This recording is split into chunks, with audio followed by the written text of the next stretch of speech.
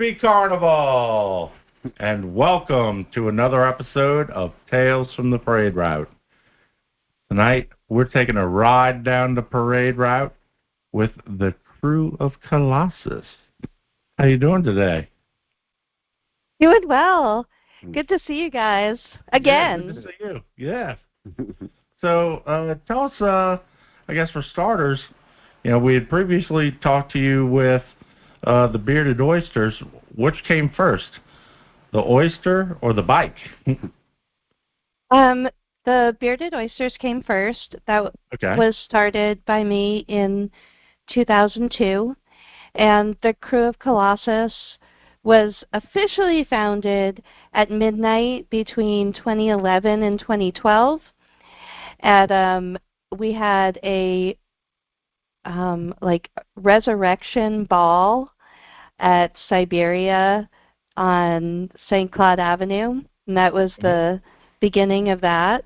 The Bearded Oysters did have a unicorn bike as the first bike that when there was only one bike, and it started within the Bearded Oysters. And then the Krewe of Tux saw the bike that I had made, and they reached out to me and asked me how many I could have ready for the following carnival, and I said that I could have 8 of them, and I delivered.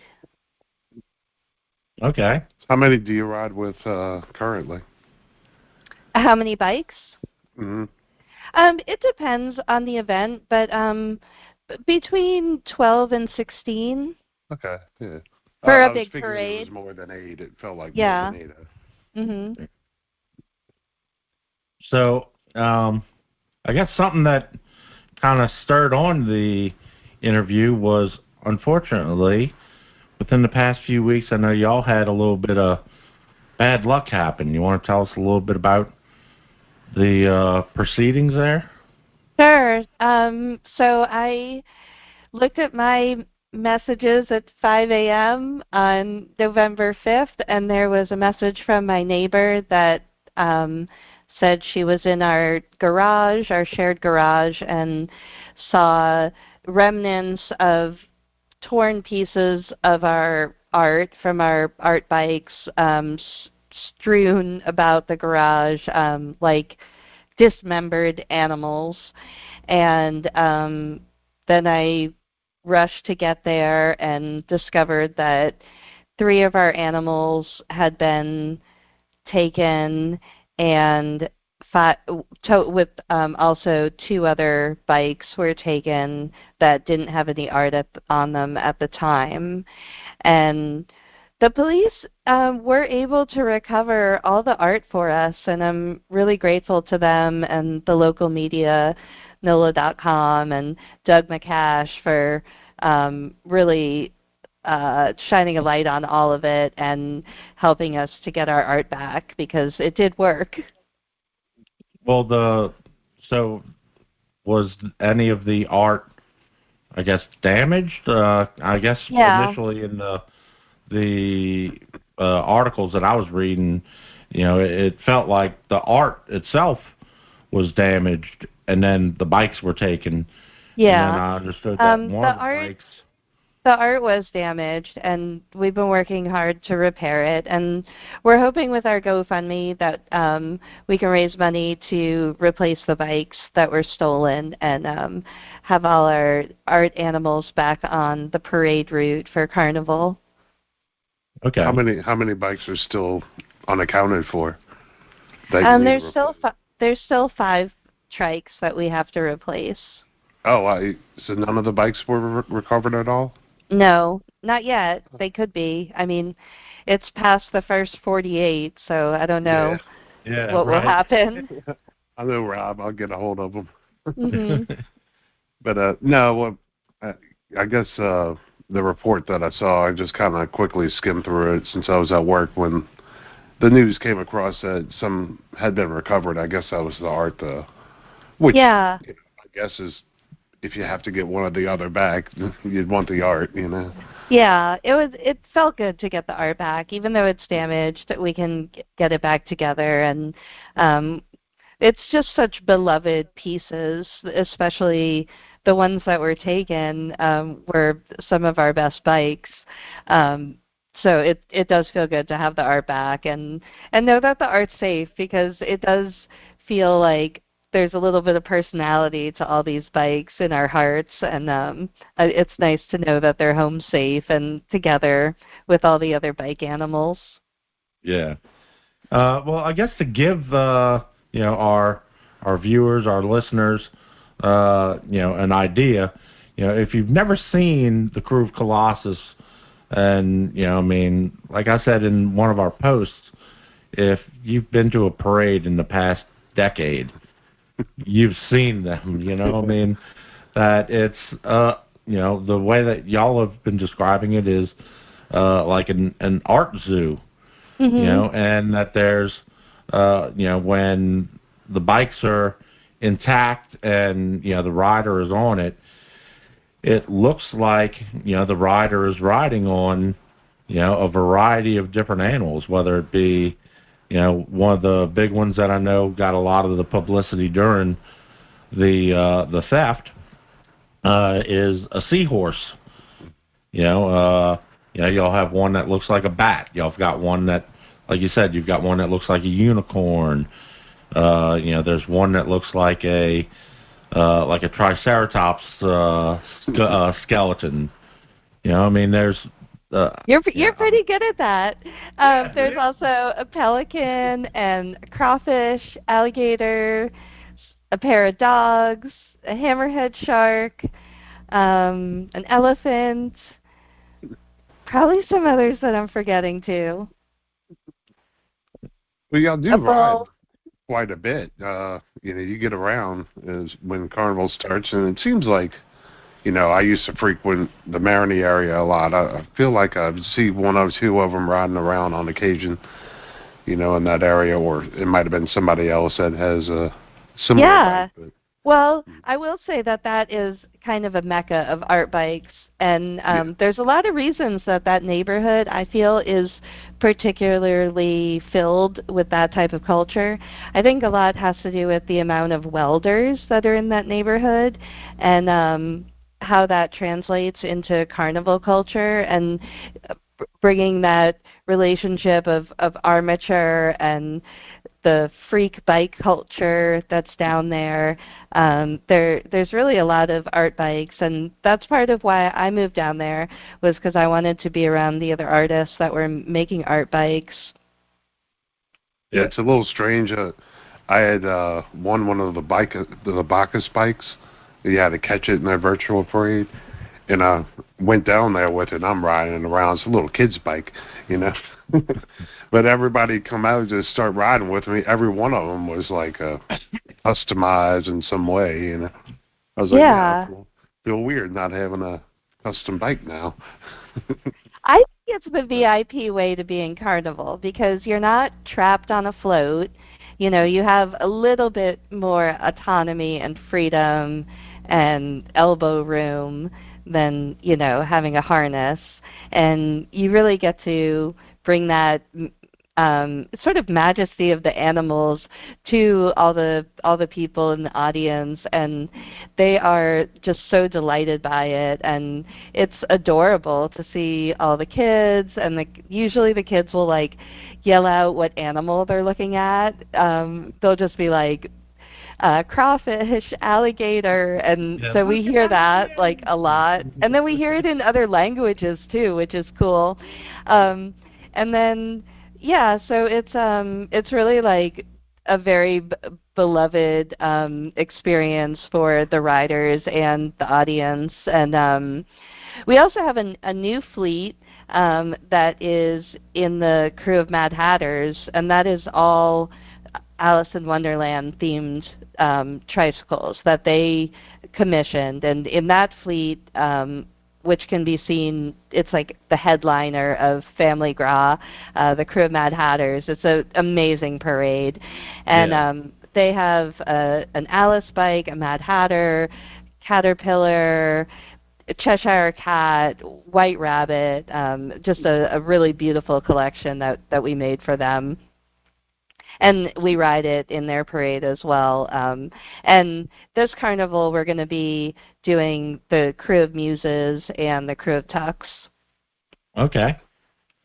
So are the riders, are they all the artists that have worked on the bikes, or are some of them, situations where it's like, hey, we need someone to fill, Kirk, you're my good buddy, why don't you ride the crawfish bike today?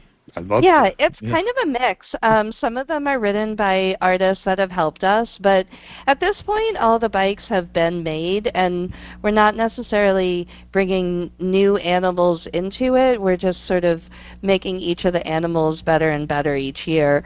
Right. So some of our riders are people that come in actually from all over the world to ride.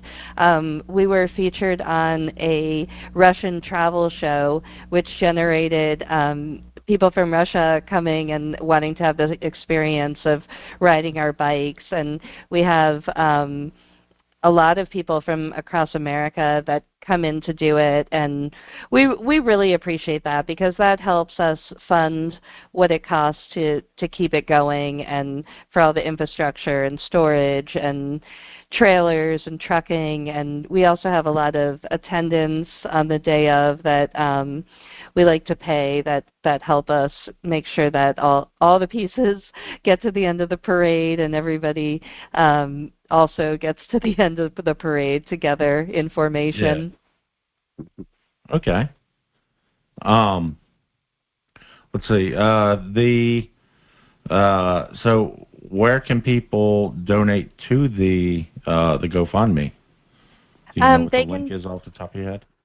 I don't know what the link is off the top of my head. Yeah, we'll put it up right here. Yeah. Yeah, that would be great. It's a GoFundMe for Kolossos, for rebuilding the Kolossos Art Bike Zoo. We currently have about $2,000, and we're hoping to raise $3,500. Okay. Not too far off. Yeah, I feel like we're gonna get there. Yeah. Let's see. So you'd mentioned riding in the parades. I know, there's a couple of festivals and whatnot that I've seen y'all have the bikes at. One of my earliest experiences with seeing the bikes wasn't in a parade. It was I went to a party for a friend of mine it was somewhere down in the Bywater at one of the art lofts down there, and they were all set up like in essentially the hallway of the Yeah, that's where they live. Okay. And for me it was like, here I am talking about this party, and I can't tell you exactly what the heck the party was for, but I can tell you that the bikes were there. You know what I mean? Like it stuck out in my mind that much that, to this day, here I am, talking about that experience, Yeah. I had an experience before I had any art bikes where I saw art bikes and I was like, oh my goodness, this is the most beautiful thing. I want to experience this. And then, created all these art bikes.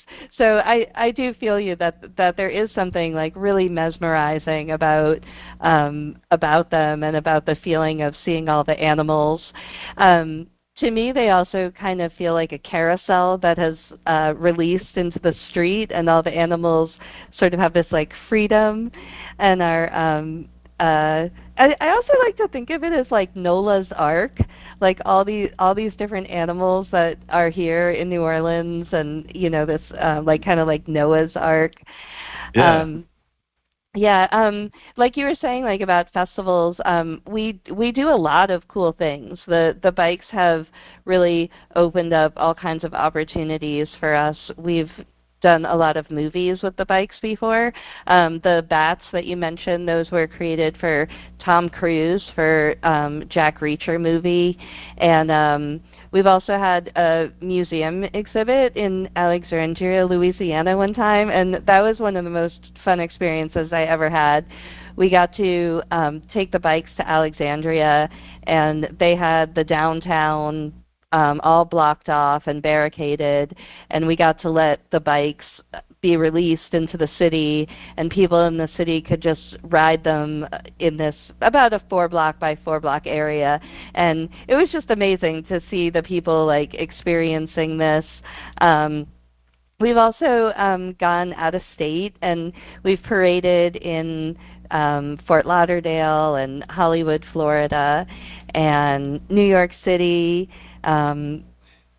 Atlanta, Occupy Wall Street. We also did America's Got Talent, and probably a lot more things than that too. These bikes are more of a world traveler than I am. Yeah, they really. Like with Bearded Oysters, there was a lot of opportunities that I was missing as an entertainment producer, because it was very adult themed, and at the time people wouldn't even say Bearded Oysters on TV, so it's hard to like get something popular when you can't even say it. Right, yeah. And so Kolossos for me was something that I created almost 10 years later that could open the door not just for me but for other performance artist friends and for the Bearded Oysters to expand the experiences that we were able to have as a crew, to also just see the world through that, because it is really cool to be able to go parade in another city and see that city on your art bike. It just really transforms all the travel experiences when you're there to parade. Yeah, for sure. Let's see. I want to tell you about a cool experience we had in Atlanta. Oh, so sure. they have this park called the Beltline, and it's like a big loop, and they were renovating the park and opening different sections, and they wanted bicyclists to know that the loop was open, and so they brought us to Atlanta to ride the loop to kind of generate publicity so that other bicyclists would be excited to utilize that new amenity that the city had. So that was very cool to be able to do that. And we also got to escort in a very large piece of art onto Poydras Street a couple years ago. It was a giant seahorse sculpture by Ashley Pridmore, and it was just such a big deal, and they wanted it to feel like a lot of hoopla coming in, so they had 3 art bikes to escort the giant truck that was going to bring that in. And there's a lot of gigs we don't get that are pretty amazing even to be talking about. One of the gigs that we didn't get was discussing one of the rocket launches for Virgin, and like things like that. At one point, like a Taylor Swift promotional thing contacted us. So even the conversations that we get to have about like what the possibilities of Kolossos are, it's exciting that there's even still more. Like we haven't even reached the full potential of how large the entertainment scale is of these bikes, which is really truly amazing. And I mean, like I said, like in seeing art bikes myself, the first time I really saw art bikes, like really good ones, was in 2007. I went out to Burning Man because it was that year it was the Green Man, so everything was going to be like ecologically themed, environmental stuff like that. And I was very interested in the greening of Mardi Gras, and so I wanted to learn about sustainable festival culture. And I went out there, and I totally fell in love with the art bikes and the the speed of the pedal power and the whimsy and how functional it was for parading, that you can carry things, lots of things. You can have a whole trunk with you, which is really nice. So yeah, I came home from Burning Man and I built the first bike, which was a unicorn, and I had that for a couple years, and then, like I said, Tux really supported me building more. Which that's awesome that a crew in particular helped champion the crew's growth. Yeah, coincidentally, I'm actually wearing a Tux shirt right now. Oh, nice. Yeah, good product placement. Yeah, the crews, the top crews, they really are looking for the coolest stuff. They want the coolest stuff. They want the freshest, most entertaining, and then it kind of is competitive because parades have to be really cool. And so if people aren't going to your parades and at the end of the parade all the riders have a ton of beads to drag home, they're not going to want to do that parade anymore. And so a lot of what keeps the audiences really amped up is what's between the floats, the dance troops, which I already had a dance troupe, so being able to add a performance arts group like that enabled me to open up the possibilities of the types of parades I could be doing. Yeah, and like you said, earlier, you'd mentioned that, it's cool to hear, the kids cheering for the different animals and the different bikes that y'all are riding, and, yeah, we hear it as well at, the different spots where we'll stand. You'll hear the kids and, the parents pointing out to the kids, oh, look at that pretty bike. Look at that pretty bike. So it is, a tremendous opportunity to be family friendly, shall we say, and to bring awareness more to the I would say to the arts world of New Orleans. Yeah, for sure. Do you have like due to lack of better words, a dream gig for the bikes? I mean, if you could see them in any particular event, whether it be a parade, whether it be a festival, so on and so forth. I guess the things that come to mind is I would love to parade in D.C., like for maybe like an inauguration parade or something like that. Super Bowl would be cool. I guess everything that we've dreamed up to do has happened, so I guess I just need to put it out there and up my SEO and right. get these customers. You mentioned sustainability of Mardi Gras. Do you guys do any sort of throw or gift or?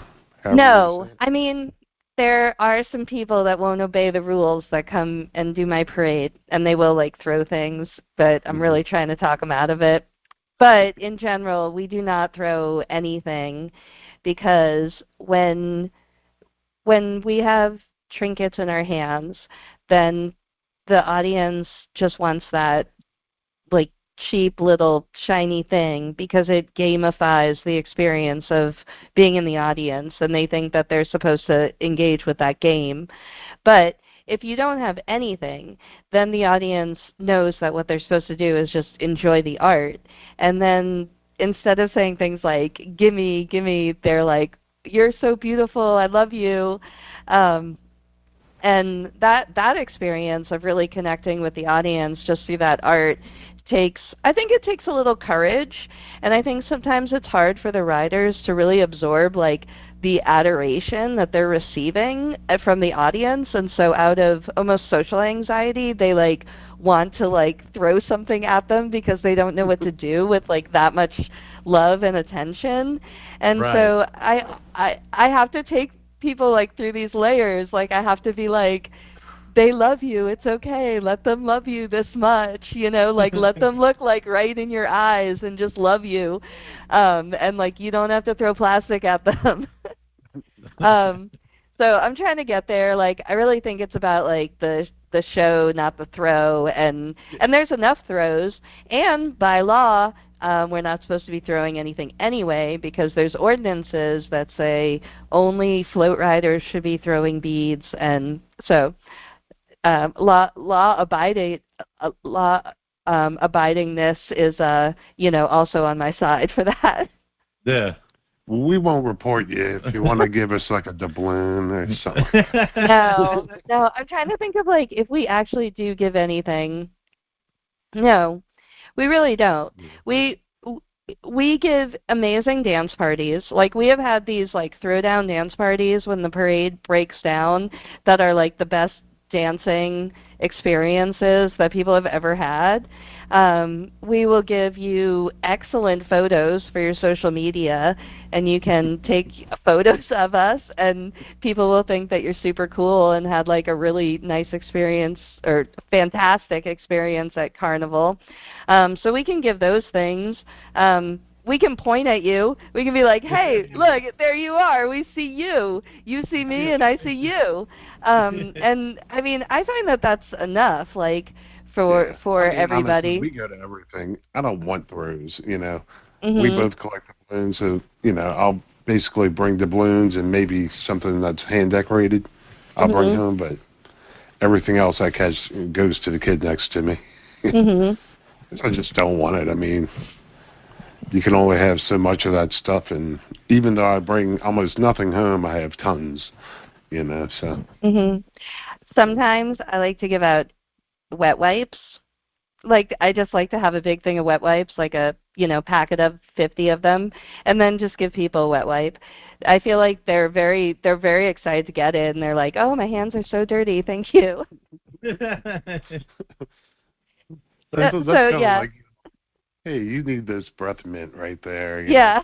So you just give it to the dirty people. Yeah. Or, like, really, if I see one of my friends on the parade route, they can, like, have anything I have. Like, I'll be like, hey, I got a toilet. Do you need to go to the bathroom? Do you need a bottled water? Would you like a granola bar? So, yeah, it doesn't have to, be such a distraction, the way that the beads are. I think that we can absorb the love without deflecting it and redirecting it into this like trinket, because it's too much emotionally. So you mentioned social media. Where can people follow y'all online? Sure. They can follow us on Instagram or Facebook, Krewe of Kolossos, Kolossos. That's the ancient Greek spelling.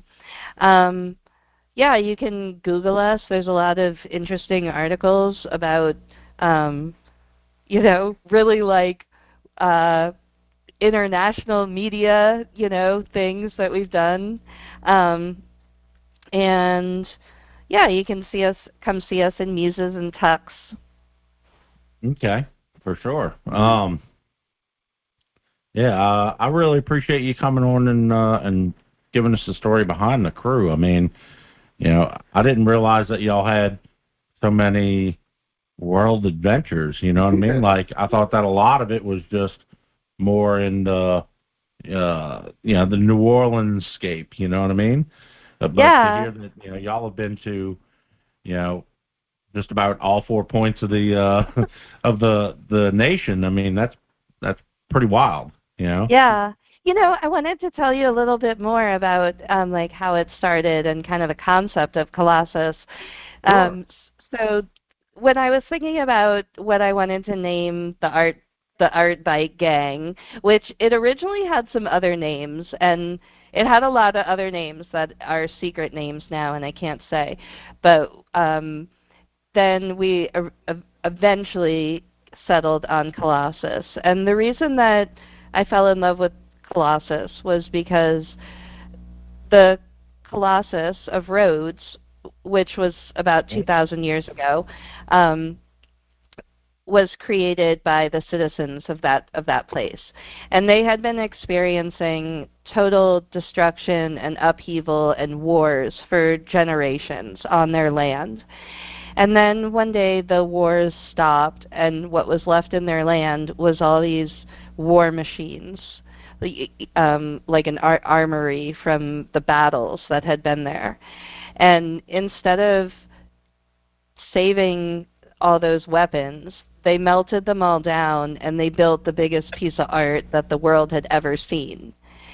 And to me, that is such a beautiful statement about like civilization and about like how much we need to cherish the moments that we have in peace to make the biggest art that we can make. And for me, Kolossos is a post-hurricane Katrina experience in my life of creating that. And so in all the destruction that I know that has happened and that, you know, is on the horizon to happen again, to really raise the community into creating the biggest art that we can in this moment fearlessly. And I feel like that's what Kolossos has really become, which I absolutely love. And one of my favorite statues is Lady Liberty, the Statue of Liberty in New York. And the Colossus of Rhodes is actually what she is based on. And so she is an exact replica of him, except with more clothes on. And you know, the original Colossus didn't stand for very long. I think it stood for about a dozen years, and then it crumbled from an earthquake.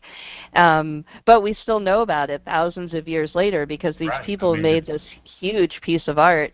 And when my Colossus crumbled after a dozen years, I was like, oh, wow, this is really interesting, like how, like, the truth about this crew is, like, we're here to stand with art for as long as we can, no matter what. You know, like even if thieves come into our den and like dismember our animals, you know, like our energy needs to be spent like creating the biggest art that we can, because that's what the value of, that's how we value civilization. Like that's civilization, you know.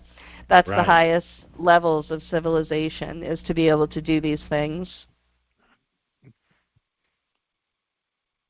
Let's see. You know, you mentioned Colossus. You know, I mean, it's amazing. You know, one thing that's really cool with Colossus, the giant statue, is that, you know, you'd mentioned, you know, 2,000, 3,000 years later, we still know about it. You know, I mean, it's still to this day considered one of the great wonders of the world. And, you know, I would go so far as to say that, you know, the art that y'all ride, you know, I mean, there's a lot of people that when they leave a parade, they're still talking about y'all, you know, days and months after the parade. I hope we get there. I hope we get to 2,000-3,000 years of people still talking about our art. Right. For sure. That would definitely be cool. Well, y'all definitely on some Facebook servers, because I've posted a bunch of pictures of y'all at parades. So those may go on forever. I hope so. Yeah. So how can people join y'all?